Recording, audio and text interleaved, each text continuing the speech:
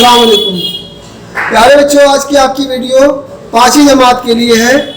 आपकी दर्सी किताब इब्तिदाई उर्दू के सफ़ा नंबर ये देखिए 121 पर सबक नंबर 15 है, जिसका उन्वान है पहली जंग आज़ादी का सिपह सालार। क्या उन्वान है? पहली जंग आज़ादी का सिपह सालार। पहली जंग आज़ादी यानी 1857 1857 में पहली जंग आज़ादी हुई थी हिंदुस्तान की।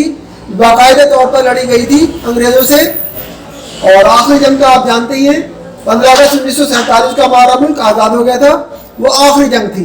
तो पहली जंग जो थी आज़ादी की, उसका सिपह सालार यानी उसका कमांडर कौन था, यह है इस सबक का उन्वान। पहली जंग आज़ादी का सिपह सालार, जंग आज़ादी यानी आज़ादी की जंग। तो यहाँ से हम शुरू करते हैं, मेरे साथ साथ पढ़िए। आमिर आज बहुत खुश था। आमिर एक बच्चा है 5वीं जमात का, जैसे आप 5वीं क्लास में पढ़ते हैं ऐसे ही एक आमिर नाम का लड़का है। आज बहुत खुश था वो। क्यों खुश था? उसके स्कूल में यौम आज़ादी का जश्न मनाया जा रहा था। क्या हो रहा था उसके स्कूल में? यौम आज़ादी का जश्न मनाया जा रहा था। जैसे आपके स्कूल में भी हर साल यौम आज़ादी यानी 15 अगस्त के मौके पर एक जश्न मनाया जाता है, एक जलसा होता है। इस मौके पर स्कूल में एक ड्रामा स्टेज किया गया। क्या किया गया? स्कूल में एक ड्रामा स्टेज किया गया, जिसका मौजू था पहली जंग आज़ादी का सिपह सालार। उस ड्रामे का मौजू क्या था? पहली जंग आज़ादी का सिपह सालार, जो आज के सबक का आपका उन्वान है। इस ड्रामे में बहादुर शाह जफर की जिंदगी के हालात पेश किए गए थे। तो इस ड्रामे में क्या किया गया था? बहादुर शाह जफर जो पहले जंग आज़ादी के सिपह सालार थे, उनकी जिंदगी के हालात पेश किए गए थे इस ड्रामे में, जिसमें आमिर आज हिस्सा ले रहा था। तो आमिर ने भी इस ड्रामे में हिस्सा लिया। ड्रामा बहुत पसंद किया गया और सबने तलबा की बहुत तारीफ की। देखिए, तालिब इल्म जो है वो एक को कहते हैं और इसकी जमा है तलबा। तलबा तालिब इल्म की जमा। तलबा की बहुत तारीफ की, यानी जितने तालिब इल्म थे जिन्होंने इस ड्रामे में हिस्सा लिया था, उनकी सबने बहुत तारीफ की। आमिर के अबू प्रोग्राम देखने गए थे। घर लौटकर उन्होंने आमिर को मुबारकबाद दी। आमिर ने कहा, अब्बू, मैं 1857 की जंग आज़ादी के बारे में और मालूमात हासिल करना चाहता हूँ। क्या चाहता हूँ? 1857 की जो जंग आज़ादी थी उसके बारे में और मालूमात हासिल करना चाहता हूँ। मालूमात मालूम की जमा है। एक को कहते हैं मालूम, और मालूमात एक से ज़्यादा को कहा जाता है। मुझे इस बारे में कुछ बताइए। तो आमिर ने अपने अब्बू से क्या कहा कि मुझे जंग आज़ादी के बारे में, 1857 की पहली जंग आज़ादी के बारे में कुछ बताइए, मैं मालूमात हासिल करना चाहता हूँ। और इस तरह से उसके अब्बू के ज़रिए से आप भी वो मालूमात हासिल करेंगे इस सबक में। ठीक है। अब्बू ने जवाब दिया, बेटा, ये एक लंबी कहानी है। बस यूँ समझ लो कि अंग्रेज़ अपने नापाक इरादों के साथ हिंदुस्तान में दाखिल हुए। ताजिर बनकर आए। क्या बनकर आए? ताजिर बनकर आए, यानी तिजारत करने वाले। ठीक है ना? ताजिर यानी तिजारत जो करते हैं उन्हें ताजिर कहा जाता है। ईस्ट इंडिया कंपनी कायम की। उन्होंने जो कंपनी कायम की थी उसका नाम क्या था? East India company. अपने मुल्क का माल यहाँ बेचने लगे और यहाँ की चीजें औने पौने दामों खरीद कर अपने मुल्क ले जाने लगे। क्या किया अंग्रेजों ने? ईस्ट इंडिया कंपनी कायम की और अपने मुल्क का माल यहाँ बेचने लगे और यहाँ की चीज़ें, जो यहाँ की रॉ मटेरियल था, जो चीज़ें थी, औने पौने दामों खरीद कर अपने मुल्क ले जाने लगे। धीरे धीरे वो बाज़ हिंदुस्तानी सनतों के मालिक बन बैठे। क्या किया? हिंदुस्तानी सनतें थी, धीरे धीरे उनके मालिक बन बैठे। अपनी चालाकी और मक्कारी से उन्होंने मुल्की इंतजामात अपने हाथ में ले लिए। और क्या किया? अपनी चालाकी और मक्कारी से मुल्क के जो इंतजामात थे वो भी धीरे धीरे अपने हाथ में ले लिए। 1837 में जब बहादुर शाह जफर को बादशाह बनाया गया तो मुगलों की हुकूमत नाम की रह गई थी। बहादुर शाह जफर जो है कब बादशाह बने? 1837 में। तो उस वक्त क्या हुआ था? मुगलों की हुकूमत जो थी वो नाम की रह गई थी, बस बराए नाम रह गई थी। अंग्रेज बादशाह को वजीफा देते थे और हुक्म कंपनी के अफसरों का चलता था। यानी बादशाह का कोई हुक्म नहीं चलता था, अंग्रेजों का हुक्म चलता था। तो अंग्रेजों के वजीफे पर जो है बादशाह बस बराए नाम के थे, हुक्म जो है वो कंपनी का जो था वो अफसरों का उनका चलता था। आमिर ने हैरत ज़दा होकर कहा, अब्बू, तो बादशाह अंग्रेजों की बात मानते ही क्यों थे? आमिर ने हैरत में होकर कहा, अब्बू तो बादशाह अंग्रेजों की बात मानते ही क्यों थे? बेटा अंग्रेज बड़े ताकतवर हो गए थे, उन्होंने अपनी फौज भी बना ली थी। अब्बू ने जवाब दिया। आमिर ने फौरन कहा, तो क्या इतने बहुत से अंग्रेज हिंदुस्तान आ गए थे कि उनकी फौज भी बन गई? अब्बू ने बताया, नहीं बेटा, अंग्रेजों ने हिंदुस्तानियों को अपनी फौज में भर्ती किया, तनख्वाह अंग्रेज देते थे, इसलिए हिंदुस्तानी उनका हुक्म मानते थे। तो क्या बादशाह के पास फौज नहीं थी? आमिर ने पूछा। अब्बू ने जवाब दिया, बेटा फौज तो थी, लेकिन बराए नाम थी, यानी बस नाम के लिए थी फौज। फिर 1857 की जंग आज़ादी कैसे लड़ी गई? आमिर ने सवाल किया। तो आमिर ने क्या सवाल किया? फिर 1857 की जंग कैसे लड़ी गई? अब्बू ने बताया, अंग्रेजों का जुल्म और नाइंसाफी बढ़ती जा रही थी, अवाम में बेचैनी थी। बहादुर शाह जफर को भी अवाम के हालात का इल्म था, वो अपने मुल्क को अंग्रेजों से निजात दिलाना चाहते थे। इधर अवध की बेगम हजरत महल, झांसी की रानी लक्ष्मीबाई, बिहार के बाबू कुंवर सिंह, नाना साहब पेशवा और तांतिया टोपे वगैरह अपने अपने इलाकों में अंग्रेजों के कदम उखाड़ने की जिद्दोजहद में लगे थे। ये लोग अपने इलाकों में अंग्रेजों के कदम उखाड़ने यानी उनको भगाने की जिद्दोजहद में लगे हुए थे। कौन कौन? अवध की बेगम हजरत महल, झांसी की रानी लक्ष्मीबाई, बिहार के बाबू कुंवर सिंह, नाना साहब पेशवा और तांतिया टोपे वगैरह। ठीक है, तो ये लोग भी अंग्रेजों के खिलाफ थे। आमिर ने कहा, अब्बू इसका मतलब ये होगा कि सारे मुल्क में लोग अंग्रेजों के खिलाफ हो गए थे। अब्बू ने कहा, हाँ बेटा, अंग्रेजी फौज के हिंदुस्तानी सिपाहियों में भी अंग्रेजों के खिलाफ बेचैनी पैदा हो रही थी। अंग्रेज उन हिंदुस्तानी फौजियों के साथ बदसलूकी करते थे। अंग्रेजों के खराब रवैये और बाद दूसरे मामलात की वजह से मेरठ छावनी के हिंदुस्तानी सिपाहियों ने बगावत कर दी। उन्होंने अपने अंग्रेज अफसरों को कत्ल कर दिया। 10 मई 1857 को 5000 सिपाहियों ने दिल्ली का रुख किया। अगले दिन वो सिपाही लाल किला पहुंचे। बहादुर शाह जफर को अपना शहंशाह तस्लीम किया। सिपाहियों ने बादशाह से दरख्वास्त की कि वो उनकी कमान संभाल ले। क्या संभाले? उनकी कमान संभाले। बादशाह से दरख्वास्त की उन सिपाहियों ने जो मेरठ छावनी से चलकर लाल किला पहुंचे थे। इसका मतलब ये हुआ कि अंग्रेजों की फौज अब बहादुर शाह जफर की फौज हो गई? आमिर ने पूछा। अब्बू ने जवाब दिया, हाँ बेटा, जिस फौज ने बगावत की थी वो अब बहादुर शाह जफर के साथ हो गई थी। उन्होंने फौज की कमान जनरल बख्त खां को सौंप दी। किसको सौंपी? जनरल बख्त खां को। उनकी सरबराही में हिंदुस्तानी फौजियों ने अंग्रेजों को दिल्ली से भगा दिया। दिल्ली जो थी यहाँ से अंग्रेजों को भगा दिया जनरल बख्त खां की कमान में उन हिंदुस्तानी फौजियों ने। तो फिर ये जंग नाकाम क्यों हुई? आमिर ने सवाल पूछा। अब्बू ने बताया, इसलिए कि अंग्रेजों की फौजें दिल्ली के बाहर मोर्चे बनाए डटी रहीं। दिल्ली से तो बाहर निकल गई, लेकिन वहाँ उन्होंने मोर्चा बना लिया और वहाँ डटी रहीं। अंग्रेज अपनी फौजी ताकत बढ़ाने में लगे रहे। वो हिंदुस्तान पर मुकम्मल हुकूमत के ख्वाब को अधूरा नहीं छोड़ना चाहते थे। उनके जासूस शहर में फैले हुए थे और हिंदुस्तानी फौज की पल पल की खबरें अंग्रेजों को पहुँचा रहे थे। हिंदुस्तानी सिपाहियों ने 5 महीने तक डट कर अंग्रेजों का मुकाबला किया, लेकिन ये फौज मुनज़्ज़म ना थी। क्या बात इसमें इंतजाम की कमी थी? मुनज़्ज़म नहीं थी ये फौज। उनके पास वसाइल की भी बेइंतहा कमी थी, और उनके पास वसाइल भी नहीं थे, उसकी भी बेइंतहा कमी थी। इस वजह से अंग्रेज दिल्ली पर दोबारा कब्जा करने में कामयाब हो गए।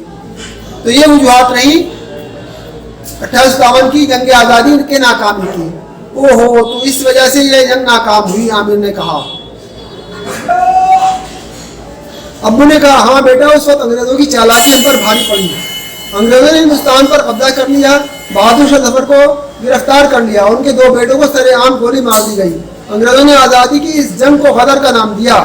बहादुर शाह जफर पर मुकदमा चलाकर उन्हें बगावत का जिम्मेदार करार दिया और जिला वतन करके उन्हें रंगून भेज दिया, अपने वतन से दूर। आमिर ने पूछा।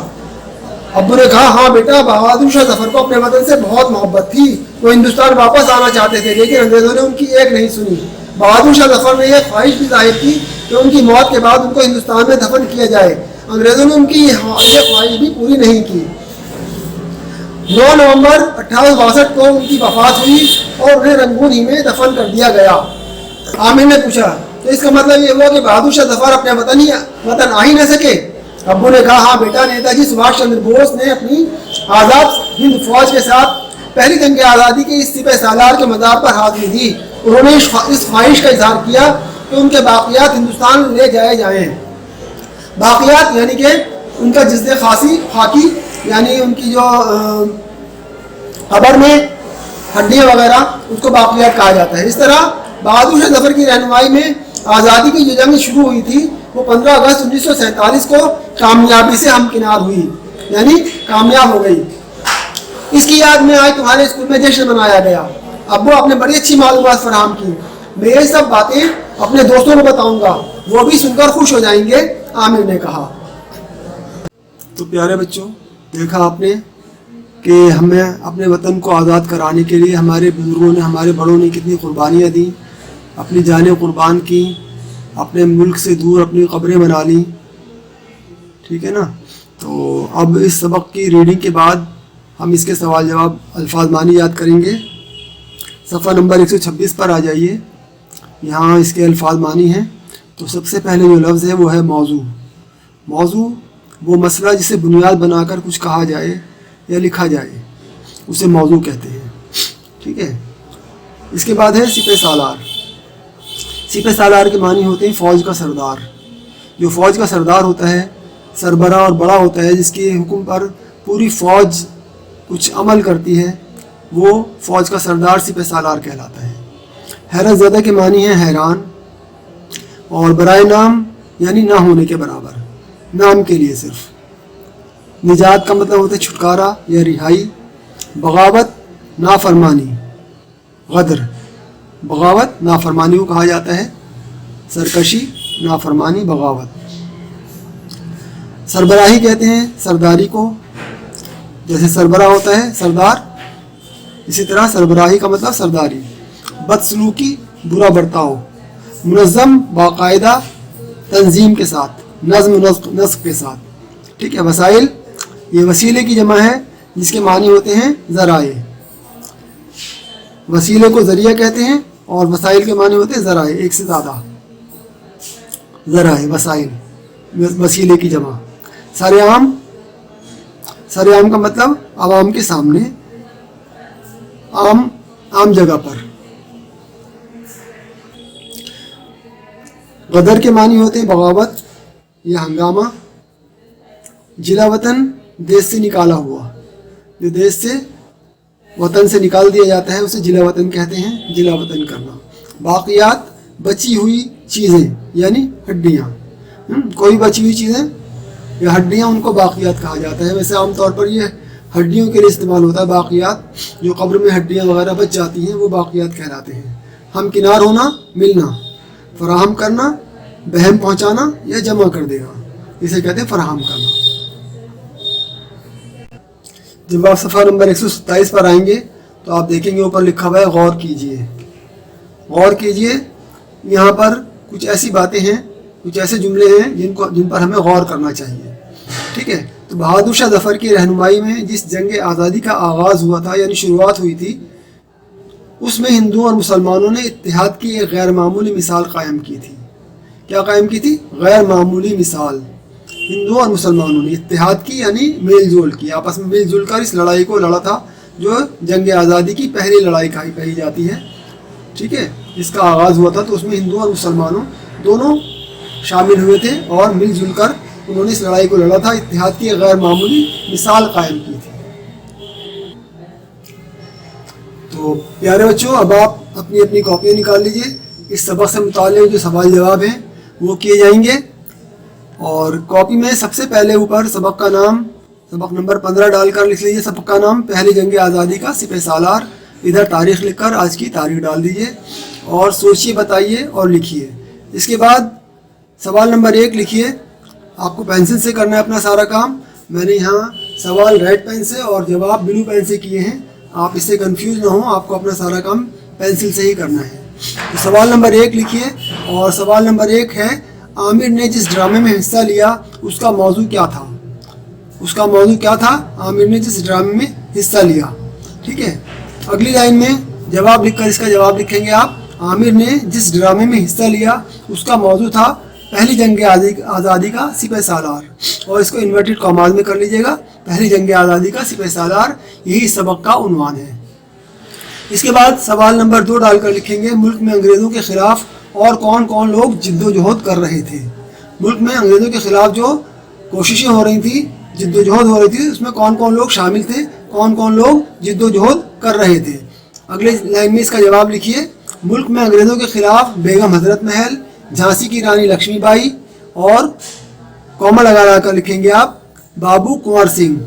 بابو کنور سنگھ، پھر کوما لگا دیجئے نانا صاحب پیشوا، اور اس کے بعد کوما نہیں لگائیں گے بلکہ لکھیں گے اور نانتیا ٹوپے وغیرہ بھی جدوجہد کر رہے تھے. اس طرح آپ کا سوال نمبر 2 مکمل ہوا. اب دیکھیے سوال نمبر 3. میرٹھ کے سپاہیوں نے لال قلعہ پہنچ کر بہادر شاہ ظفر سے کیا درخواست کی؟ یہ ایک دو لائنیں چھوڑ کر لکھیں گے. تیسرا سوال اس کے نیچے اس کا جواب لکھیے. میرٹھ کے سپاہیوں نے بہادر شاہ ظفر سے درخواست کی کہ وہ ان کی کمان سنبھال لیں، یعنی ان کی سربراہی کریں، ان کی رہنمائی کریں، ان کی کمان سنبھال لیں. سوال نمبر 4 لکھیے ایک دو لائنیں چھوڑ کر. انگریز دلی پر قبضہ کرنے میں کس طرح کامیاب ہوئے؟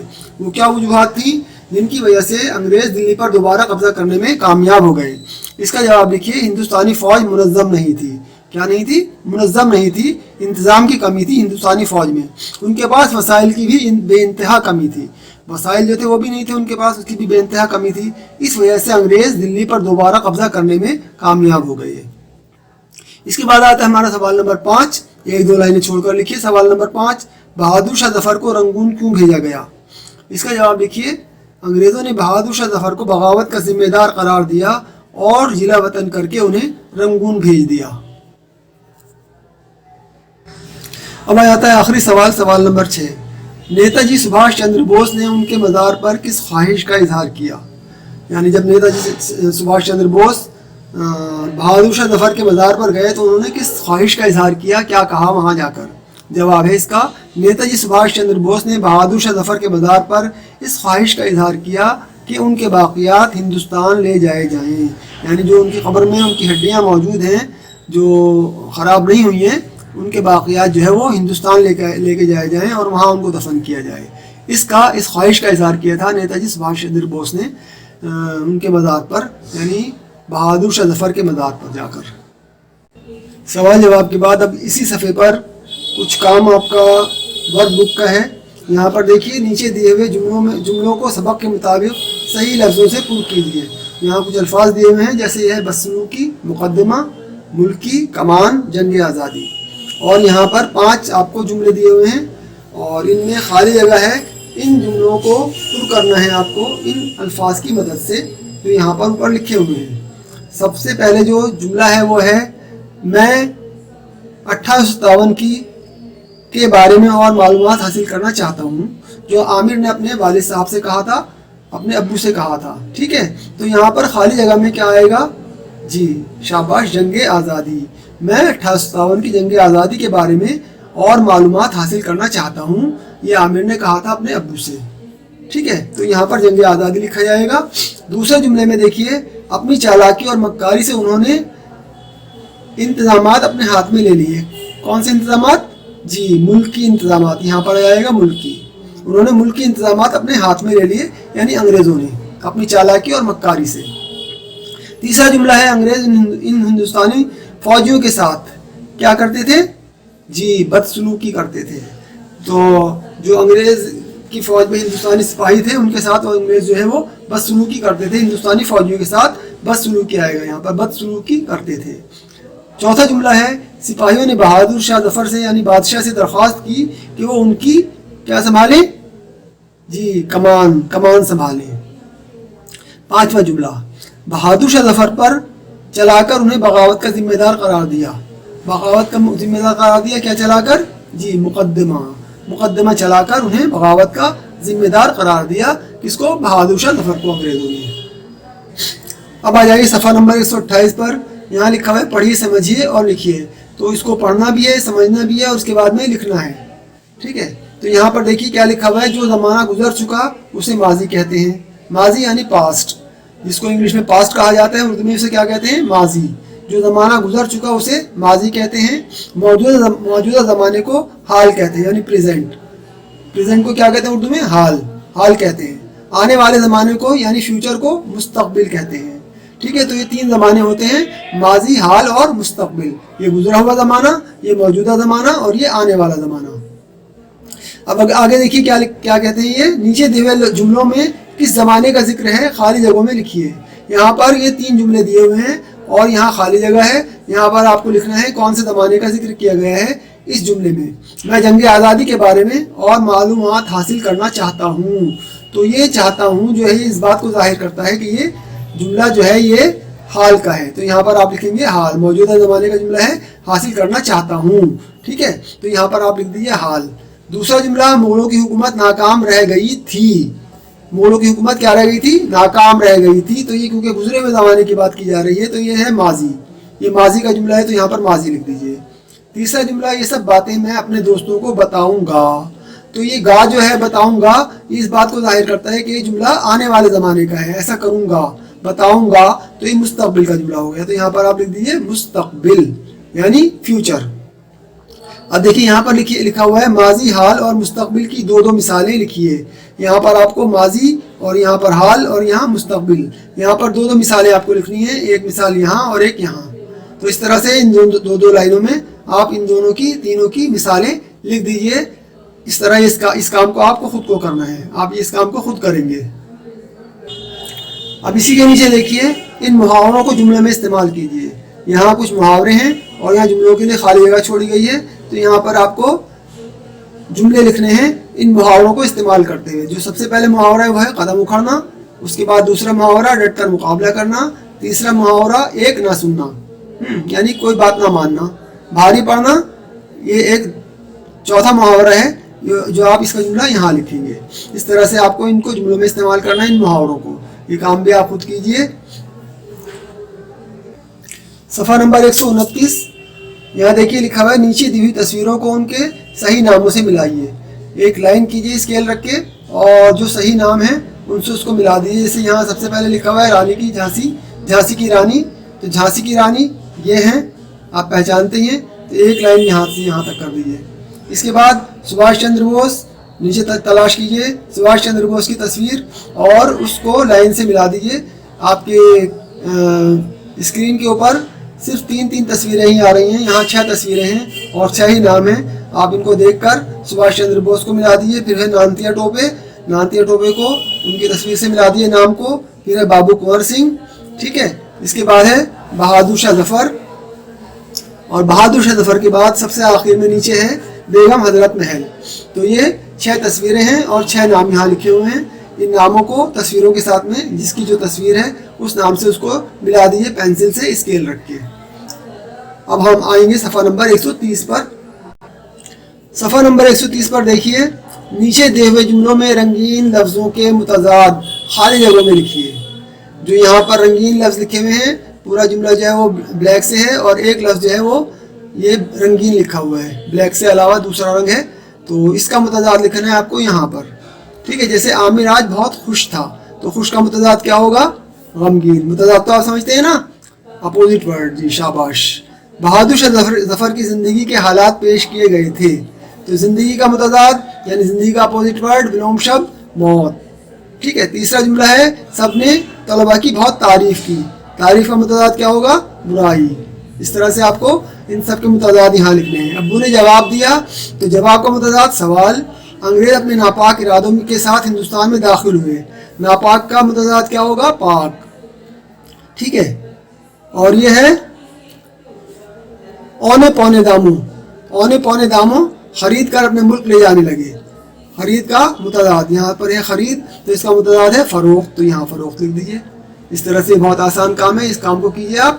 اس کے بعد میں اس کے نیچے پہلی جنگ آزادی یعنی 1857 پر 5 جملے لکھیے. یہاں پر آپ دیکھیے 5 لائنیں بنی ہوئی ہیں. یہاں آپ کو اپنے آپ 5 جملے لکھ رہے ہیں. جو 1857 کی جنگ آزادی تھی اس کے اوپر 5 جملے یہاں پر ان لائنوں میں آپ یہ کام بھی آپ خود کیجیے. 5 جملے لکھ دیجیے 1857 کی جنگ آزادی کے بارے میں.